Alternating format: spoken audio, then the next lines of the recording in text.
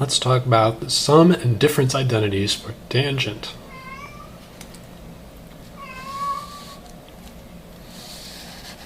So here they are. They look a little bit complicated, but they're pretty similar. So if you can remember one, you can remember the other.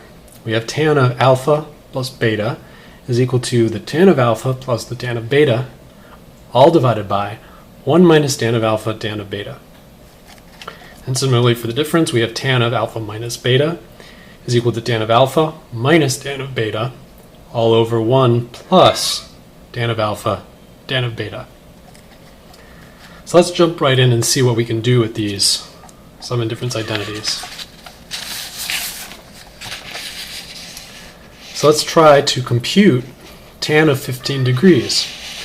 So as you may have seen with sine and cosine, if we can find a way to express 15 degrees as a difference or a sum of two angles which we know, then we'll be able to compute tan of 15 degrees.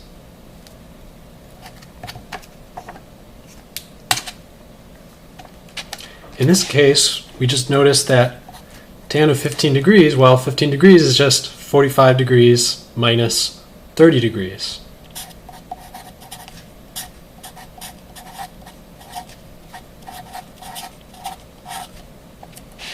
And remember, we know tan of 45 degrees, and we know tan of 30 degrees, and that's all we need to use the difference formula for tangent.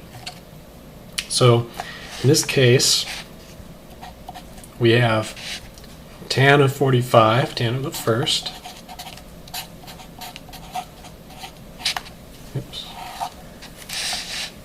minus tan of the second,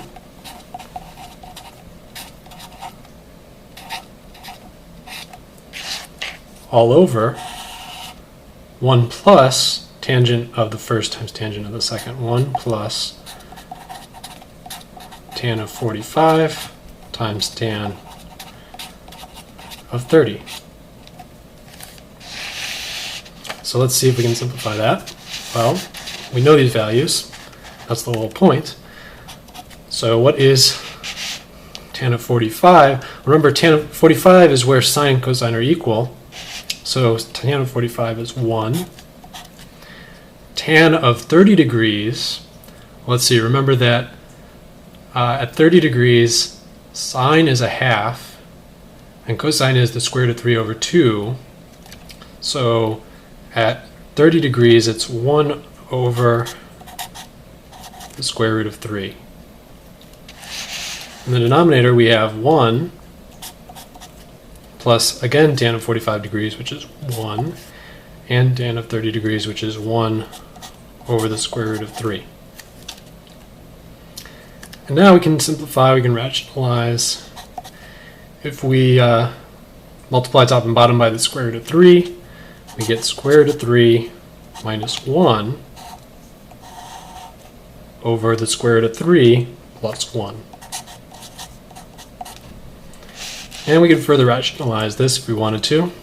Let's multiply the top and bottom by the conjugate of the denominator. So multiply by square root of 3 minus 1.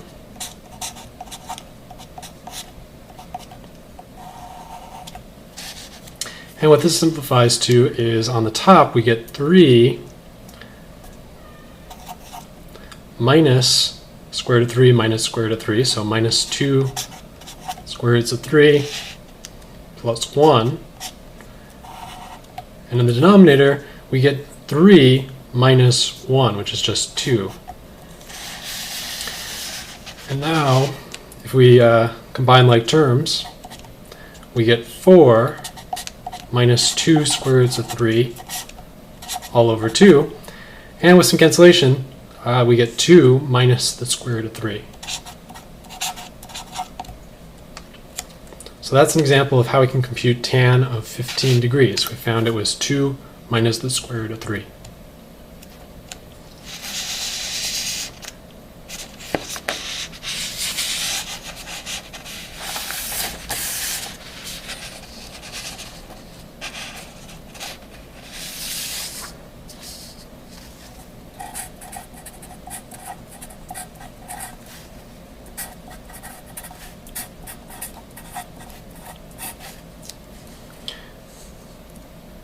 Now let's compute tan of 105 degrees.